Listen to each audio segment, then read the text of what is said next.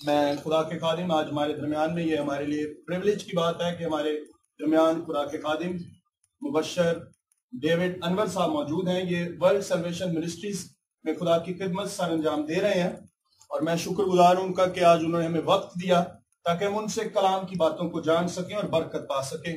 میں ان کو زوردار، اور اس کے ساتھ ساتھ ایک اور بات، خدا کے خادم جو ہمارا مسیح ادارہ ہے MI کے، ادھر وہ جاب بھی کرتے ہیں، خدا کی خدمت کرتے ہیں، اور ان کے وسیلے سے بہت سے لوگ ان کے وہاں کام کے وسیلہ سے بہت سی برکت پاتے ہیں۔ میں خود بہت برکت پاتا ہوں۔ آئیے زوردار تالیوں میں ان کو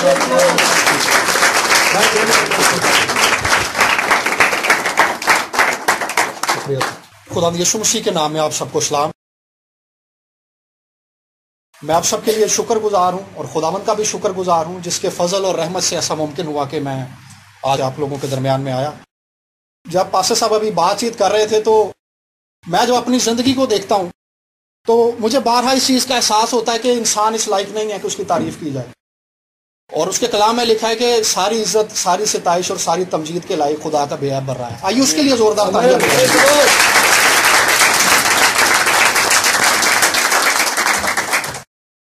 آج ہم خدا کے پاک کلام کی جانب چلیں گے اور ہم نکالیں گے خدا کے پاک کلام میں سے مکاشفہ کی کتاب اور اس کا پہلا باب اور اس کی آیت نمبر 17، 18، 19 کی ہم تلاوت کریں گے، اور میں کوشش کروں گا کہ سادہ باتیں آپ لوگوں کے ساتھ شیئر کروں۔ یہاں پر لکھا ہے، جب میں نے اسے دیکھا تو اس کے پاؤں میں مردہ سا گر پڑا، اور اس نے یہ کہہ کر مجھ پر اپنا دہنا ہاتھ رکھا کہ خوف نہ کر، میں اول اور آخر اور زندہ ہوں۔ میں مر گیا تھا اور دیکھ عبدالآباد زندہ رہوں گا، اور موت اور عالم ارواح کی کنجیاں میرے پاس ہیں۔ بس جو باتیں تو نے دیکھیں اور جو ہیں اور جو ان کے بعد ہونے والی ہیں ان سب کو لکھ لے، آمین۔ خدا یسوع مسیح یہاں پر یوحنا رسول پر جلالی حالت میں ظاہر ہوئے ہیں، اور یوحنا جو ہے خداوند کے ان خاص 3 رسولوں میں سے ہے جو خداوند کے بہت ہی قریبی تھے، پطرس، یعقوب اور یوحنا۔ اور چند ایک ایسے کام ہیں جو اناجیل میں جو صرف ان تینوں کے سامنے ہوئے ہیں۔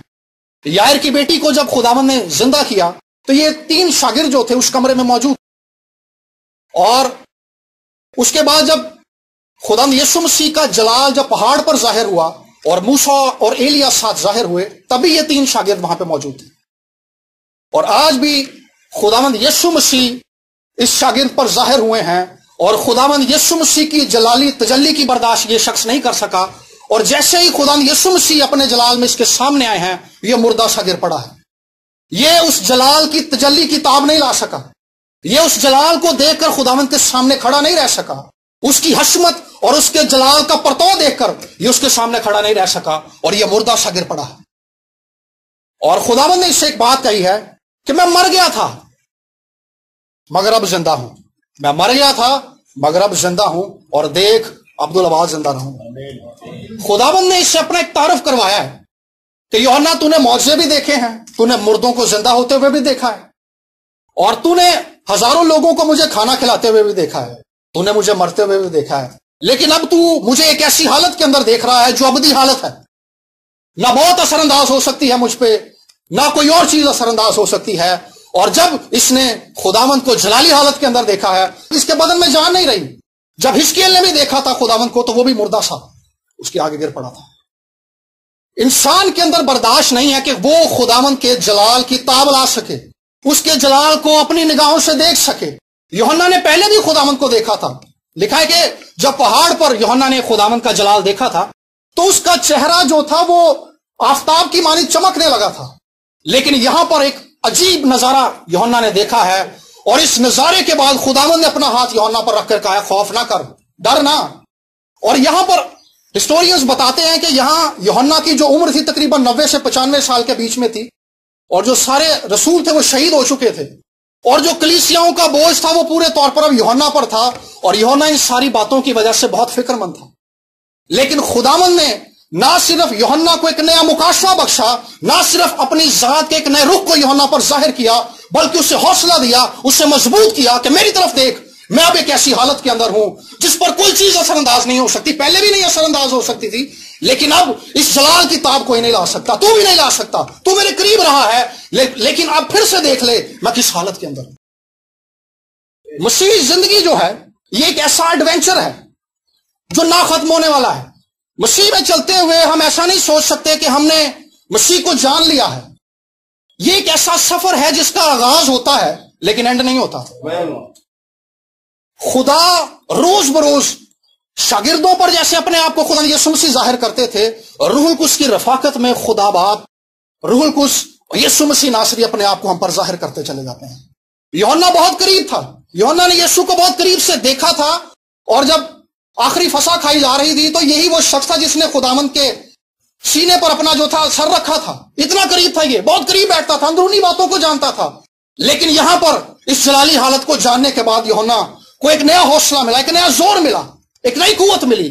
سو مسیح میں چلتے ہوئے جب بھی آپ کو ایسا لگنے لگے آپ کے ساتھ وہی باتیں ہو رہی ہیں، کئی لوگوں کو میں نے ایسا کہتے سنا کہ وہی باتیں ہیں، مسیح صلیب پر چڑھ گیا اور وہی معجزات ہیں، وہی سب کچھ ہے. میرے عزیزو، مسیح کے ساتھ چلنے والوں کے لیے خدا کی ذات کبھی ختم نہیں ہوتی. خدا ہر روز ان پر اپنا آپ ظاہر کرتا ہے. خدا کا اپنے آپ کو ظاہر کرنے کا جو سلسلہ ہے یہ نہ ختم ہونے والا ہے.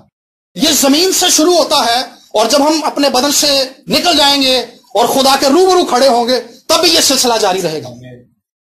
آسمان پر جو فرشتے اور جو جاندار اس کی پرستش کرتے ہیں، لکھا ہے کہ وہ بغیر آرام کیے یہ کہتے رہتے ہیں قدوس قدوس قدوس خداوند قادر مطلق، جو تھا، جو ہے اور جو آنے والا ہے.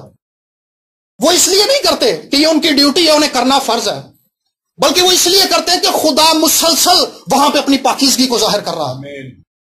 خدا کی ذات اس قدر عجیب ہے، خدا اس قدر بڑا ہے، خدا اس قدر وسیع ہے کہ وہ مسلسل ظاہر کر رہا ہے اور وہ مسلسل پرستش کرتے چلے جا رہے ہیں. وہ ایک بار کہتے ہیں قدوس، خدا اپنی پاکیزگی کو ظاہر کرتا ہے. وہ اس چیز سے مغلوب ہو کر اگلی بار پھر سے کہتے ہیں قدوس، وہ پھر سے اپنی پاکیزگی کو ظاہر کر دیتا ہے. سو جو مسیحی زندگی ہے یہ خدا کو جانتے چلے جانے کا نام ہے. یہ کبھی ختم نہیں ہوتی. کوئی بھی مسیحی یہ نہیں کہہ سکتا کہ میں پاک کلام کو پورے طور پر جان گیا ہوں، یا میں خدا کو اور اس کی قدرت کو اور اس کی ذات کو پورے طور پر جان گیا ہوں. اسے کوئی جان نہیں سکتا. اور یہی بات خداوند نے یوحنا سے کہی ہے کہ میں اب ایک ابدی شخصیت کے طور پر تیرے سامنے کھڑا ہوا ہوں جس کو زوال نہیں ہے، جس پر موت اثر انداز نہیں ہو سکتی. میں مر گیا تھا لیکن اپنی قوت سے میں نے جان دی تھی. اس نے کہا کہ مجھے اپنی جان دینے کا بھی اختیار ہے تاکہ اسے پھر سے لے لوں، لیکن اب میں زندہ ہوں اور اب تک زندہ رہوں گا. عبدالعباس زندہ رہوں گا. میں اول ہوں، میں آخر ہوں، میں الفا ہوں، میں اومیگا ہوں، میں اے ہوں اور میں زی ہوں، میں الف ہوں، میں یہ ہوں.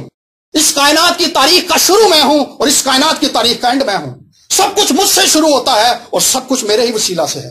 میں ہی اس کائنات کا مبدا ہوں. یہ بات خدا یسوع مسیح سے کہہ رہے ہیں کہ میں ایک نہ ختم ہونے والی ہستی ہوں. سو میرے عزیزو، جب یسوع مسیح ایک نہ ختم ہونے والی لا مبدل اور لا تبدیل اور لا فانی ہستی ہے تو مسیح ہوتے ہوئے مسیحوں کی زندگی کو مضبوط ہونا چاہیے.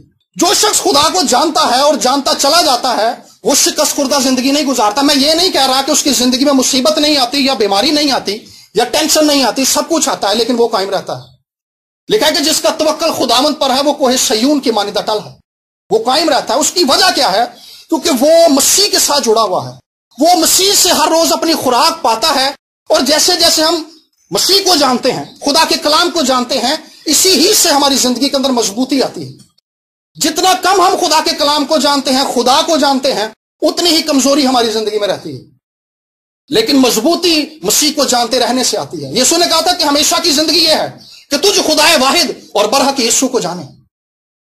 خدا کو جاننا ہمیشہ کی زندگی ہے اور یہی مضبوطی ہے، یہی وہ بنیاد ہے جس پر ہر ایک مسیح کو تعمیر کیا گیا ہے اور اسی میں ہم نے بڑھتے رہنا ہے. میں جب یہاں پہ بیٹھا ہوا تھا تو میں اکثر یہ بات کرتا ہوں کہ میں جب بھی جاتا ہوں تو آج بھی مجھے یہی خداوند کی طرف سے بوجھ ملا کہ میں آپ کو اپنی گواہی بتاؤں کہ میں کس طور سے خداوند کے پاس آیا.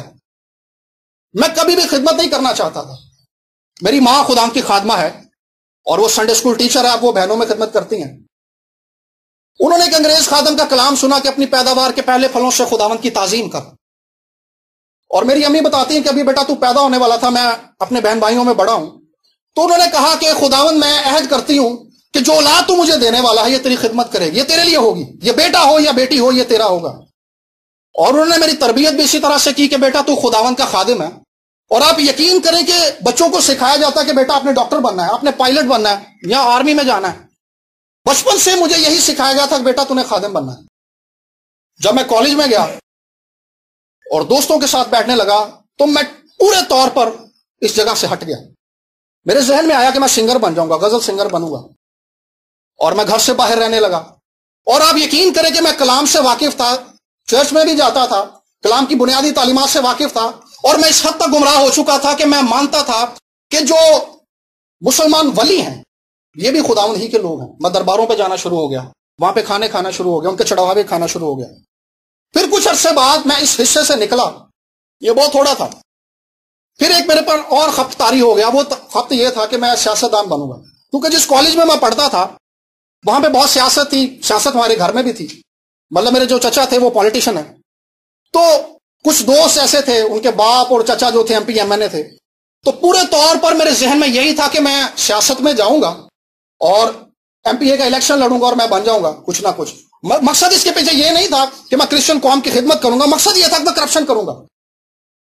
اور میں اس حد تک جا چکا تھا کہ میرا یہ ماننا تھا کہ میرا کوئی کام رک نہیں سکتا. اور سچ بات یہ تھی, کیونکہ میں پالیٹکس میں بہت آگے تک جا چکا تھا. بہت ساری چیزیں جو بہت لوگ بعد میں دیکھتے ہیں میں نے اسی عمر میں دیکھ لی تھی, اور میں بگڑتا چلا جا رہا تھا. لیکن میری ماں میرے لیے بہت فکر مند تھی.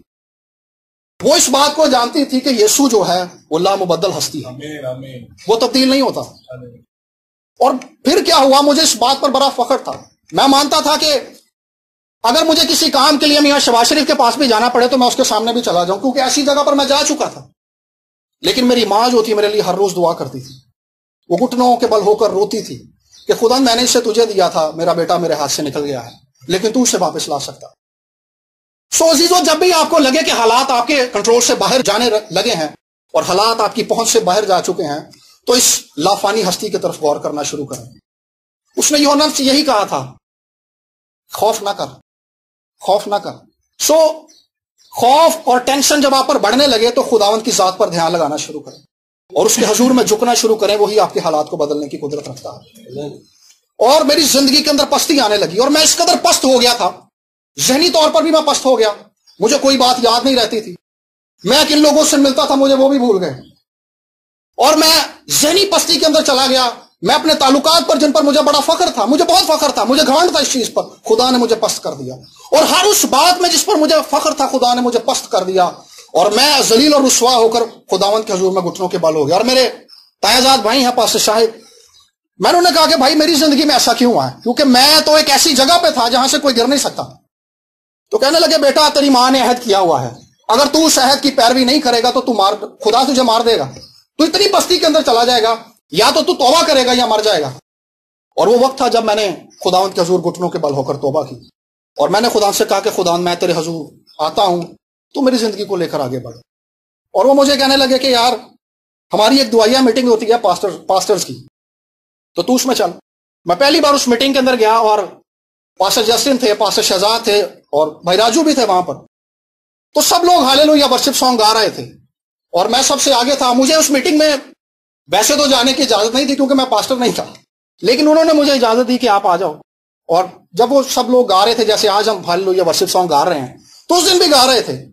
تو پاسٹر جسٹن نے میٹنگ رکوا دی. انہوں نے کہا رک جائیں سب, اور انہوں نے کہا کہ خداوند یسوع مسیح نے مجھے بتایا ہے کہ یہ نوجوان جو میرے سامنے کھڑا ہے یہ میری خدمت کرے گا, اسے میری خدمت کے لیے مسا کر دو. اور این اسی وقت جب پاسٹر صاحب یہ کہہ رہے تھے, میں نے دیکھا کہ میرے لیفٹ سائڈ پر ایک شخص ہے جو تخت پر بیٹھا ہوا ہے, اور اس کے تخت پر ایسی نقاشی ہوئی ہے جو زمین پر کوئی آدمی نہیں کر سکتا, اتنی مہارت کے ساتھ وہ کی گئی ہے. اور اس نے پاؤں تک کا سفید جامہ پہنا ہوا ہے. اور میں نے جب اس کے چہرے پر نگاہ کی تو اس کے سر کے بال اور جو داڑھی تھی وہ اون کی مانی سفید تھی. اون کے اندر ایک پیلا پن ہوتا ہے, اس داڑھی میں وہ پیلا پن نہیں تھا, وہ سفید تھی, اور اتنی گھنی تھی کہ اگر کوئی اس میں ہاتھ مارے تو ہاتھ بھی نہیں پھیرے گا, اس قدر گھنی تھی. اور جیسے ہی میں نے چلتی میٹنگ میں نے کھلی آنکھوں سے یہ منظر دیکھا, اور جیسے ہی میں نے اس شخص کے چہرے کی طرف دیکھا تو اس کے چہرے سے ایک ایسا نور نکل رہا تھا کہ میری آنکھیں اس نور کو برداشت نہیں کر سکیں, اور میں نے اپنی آنکھوں کے آگے ہاتھ رکھ لیے. اور عین اسی وقت پر خداوند کے خادم نے کہا کہ داؤد کو میری خدمت کے لیے مسا کر دو, ڈیوڈ کو میری خدمت کے لیے مسا کر دو, کیونکہ اس کو میں نے چنا ہے تاکہ یہ میرے جلال کا گواہ بنے. سو میرے عزیزو, جو جلال یوحنا نے دیکھا تھا وہ جلال آج دنیا پر ظاہر ہو رہا ہے روح القدس کے وسیلہ سے. اور خداوند نے اس دن مجھ سے کہا کہ میں نے تجھے اپنے جلال کا گواہ بنایا ہے, اور تو اس بات کی گواہی دے گا کہ میں اس جلال کو پوری زمین پر ظاہر کروں گا. اس سے پہلے کہ خداوند یسوع مسیح بادلوں پر آئے, یہ جلال زمین پر اڑیلا جائے گا. یہ جلال آپ میں سے ہر ایک کے لیے ہے. یہاں بیٹھے ہر ایک بیٹے کے لیے، ہر ایک بیٹی کے لیے، بزرگ کے لیے، جوان کے لیے، نوجوان کے لیے، ہر ایک شخص کے لیے یہ جلال موجود ہے. اور آپ میں سے کوئی بھی یہاں پہ حادثاتی طور پر نہیں بیٹھا ہوا. حادثاتی طور پر خداوند کے حضور کوئی نہیں آ سکتا، نہ ہی کوئی آتا ہے. یہ خداوند کا رحم ہوتا ہے کسی پر کہ وہ خداوند کے حضور آ جائے. یہ رحم آج آپ پر ہوا ہے. مسائل بہت ہیں، مہنگائی بھی بہت بڑھ رہی ہے، کرونا بھی بہت پھیل رہا ہے، لیکن آج پھر سے ہمیں اس ہستی پر نگاہ لگانے کی ضرورت ہے جو نہ ختم ہونے والی ہستی ہے، جو تبدیل نہیں ہوتی، جو حالات پر غالب آ جاتی ہے، جو مسائل پر غالب آ جاتی ہے، جو بیماریوں پر غالب آ جاتی ہے، جو سوچوں کو تبدیل کر دیتی ہے، جو حالات کو یکسر بدل دیتی ہے، کیونکہ وہ لافانی ہستی ہے اور وہ یسوع ناصری ہے. اور ایک اور بات جو خدا نے یہاں پر یوحنا سے کہی کہ میں مر گیا تھا مگر اب زندہ ہوں. کئی مسیح سوچتے ہیں کہ شاید مسیح یسوع کی صلیب، خدا یسوع مسیح کا صلیب پر چڑھ جانا اور پھر سے زندہ ہونا مسیحیت کا ابتدائی پیغام ہے. یہ ابتدائی پیغام نہیں ہے، یہ مرکزی پیغام ہے. کوئی بھی مسیحی، جیسے میں نے مضبوطی کی بات کی کہ خدا کو جانتے چلے جانے سے مضبوط ہوتا ہے، اس پیغام پر غور کرتے رہنے سے ایماندار کے اندر مضبوطی آتی ہے. لکھا ہے کہ انجیل کا پیغام ہلاک ہونے والوں کے نزدیک تو بے وقوفی ہے، لیکن ہم نجات پانے والوں کے لیے خدا کی قدرت ہے. انجیل کا یہ پیغام خدا کا لافانی مکاشفہ ہے، خدا کی حکمت کا ایک ایسا مکاشفہ ہے جو انسانوں کو دیا گیا ہے، خدا کی قدرت کا مکاشفہ ہے.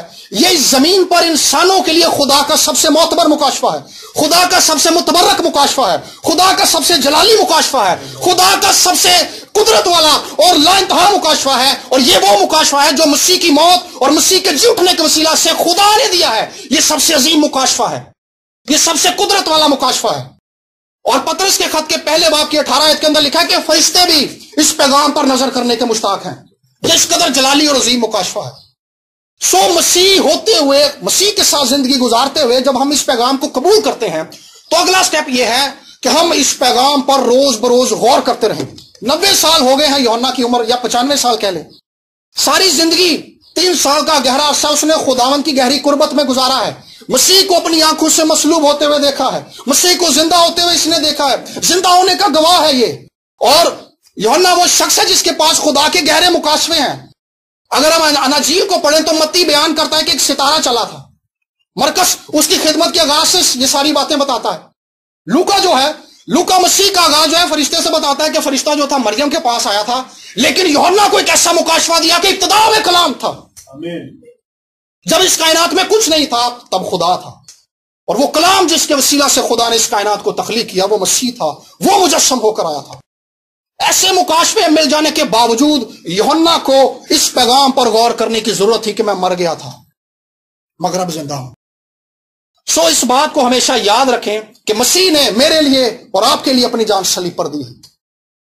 اور جیسے جیسے ہم مسیح کے مرنے اور جی اٹھنے پر غور کرتے چلے جاتے ہیں، یہی وہ بات ہے جو میں ہر روز دلیری دیتی ہے.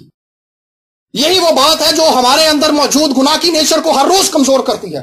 گناہ سے لڑنا جو ہے ایک دن کا کام نہیں. ایسا نہیں ہے کہ آلٹر کال ہم نے سن لی اور پاسٹر صاحب نے جب دعا کروائی تو ہم نے پیچھے دعا پڑھ لی اور ہم اس دن سب کچھ ختم ہو گیا، سب کچھ ٹھیک ہو گیا. نہیں، یہ وہ معاملہ ہے جس کے ساتھ ایک مسیح نے ہر روز لڑنا ہوتا ہے، اور بغیر صلیب کے گناہ پر کوئی غالب نہیں آ سکتا.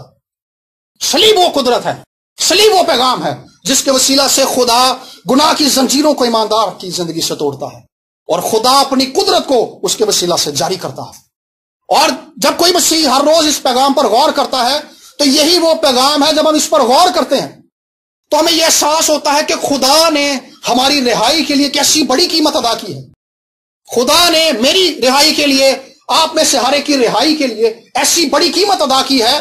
تو خدا نے جب اتنی بڑی قیمت ادا کی ہے تو خدا اس قیمت کے وسیلے سے، خدا کا مقصد کیا تھا کہ خدا ہمیں اس جلال کے اندر شامل کرنا چاہتا تھا جو خدا کا جلال ہے. چند دن پہلے میں ایک بھائی سے بات کر رہا تھا کہ خدا کے جو تقاضے ہیں وہ ان کو انسان پورا نہیں کر سکتا. ہم انسان ہوتے ہوئے جو سنگرز ہیں، جو خود گاتے ہیں، انہیں گانے والا جلدی پسند نہیں آتا کیونکہ ان کے کان باریک ہوتے ہیں، لے کا سر کا پتہ ہوتا ہے. تو انسان ہوتے ہوئے جب ہم اتنے باریک ہیں تو خدا جو پاکیزگی کا سورس ہے، جب ہم اس کی پاکیزگی کے آگے کھڑے ہو جاتے ہیں تو خدا کو کیسے انسان کی پاکیزگی راضی کر سکتی ہے؟ خدا کی پاکیزگی کو اگر کوئی میٹ کر سکتا ہے، خدا کی پاکیزگی کے معیار کو اگر کوئی پورا کر سکتا ہے تو وہ فقط اس کا بیٹا اپنا یسوع ناصری ہے. ہم چرچ میں آتے ہیں، دریاں بچھوا دیتے ہیں، ہدیے دیتے ہیں، دیگیں دیتے ہیں، یہ اچھی بات ہے، لیکن ان چیزوں سے نجات نہیں ملتی۔ یہ دینا اچھی بات ہے، یہ بری بات نہیں ہے، لیکن اگر کوئی اس سوچ سے یہ سب کچھ کرتا ہے کہ ان کے وسیلہ سے ان کی زندگی میں رہائی آئے گی، تو ایسا نہیں ہے۔ اگر ایسا ہوتا، یہ کام اتنا آسان ہوتا، تو خدا کو کیا ضرورت تھی کہ وہ یسوع کو صلیبی دکھ سہنے کے لیے بھیجتا، صلیب پر اپنی جان دینے کے لیے بھیجتا، تاکہ وہ اپنی جان صلیب پر دے اور مر جائے اور پھر سے زندہ ہو جائے۔ اتنا آسان نہیں تھا۔ جب ہم اس بات پر غور کرتے ہیں کہ ہمارے لیے ایک بڑی قیمت ادا کی گئی ہے، تو ہمیں اس بات کا احساس ہوتا ہے کہ مسیح کے ساتھ چلنا ایک دن کی بات نہیں ہے، یہ جان دینے تک کی بات ہے، جان دینے تک کی بات ہے۔ اس کا آغاز تو اس دن ہوتا ہے جب ہم مسیح کو اپنا شخصی نجات دہندہ مانتے ہیں، لیکن جان دینے تک وفاداری دکھانی پڑتی ہے، جان دینے تک وفاداری دکھانی پڑتی ہے۔ سادھو سندر سنگھ نے ایک بڑی خوبصورت بات کہی تھی کہ مسیح کے لیے مر جانا بہت آسان ہے، لیکن مسیح کے لیے جینا بہت مشکل ہے، کیونکہ مسیح کے لیے جینا ہر روز مرنا ہے، یہ مسیح کی صلیب اٹھانا ہے، اپنی خودی کا انکار کرنا ہے۔